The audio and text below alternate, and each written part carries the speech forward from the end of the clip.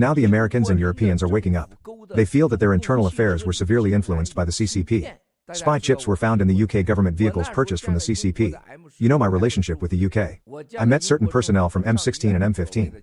I also met with people from the so-called Intelligence Committee of the UK government and House of Lords. I said, you should check for tracking chips in every merchandise purchased from CCP China, including the soles of shoes. Any product of Huawei sold to UK has backdoors. Back in 2014 and 2015, I had a breakfast meeting with an American intelligence agent in London. I told him, trust me, iPhones for sure have backdoors as long as they are made in CCP China.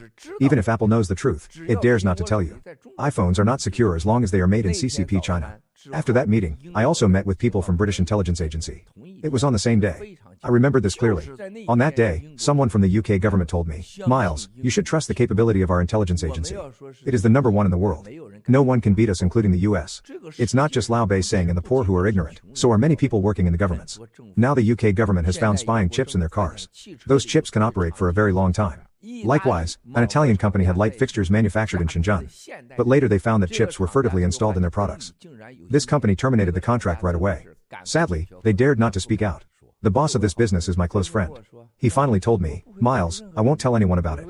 I asked, why? He said, I reported it to our government but was told to shut up and never mention it again. Otherwise, I would be labeled as interfering in China's internal affairs. The Italian government is so afraid of the CCP and being accused of interfering in China's internal affairs. They said, just terminate the contract. How could you prove the chip was installed by the CCP?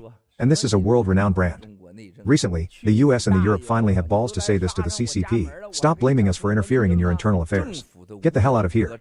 You are intruding on our own soil. Who cares about your accusation? After all, the incompetence and greed of the Western governments and the corruption of their officials as a result of the CCP's BGY scheme are the key reason that the CCP has been tolerated by the West for so long.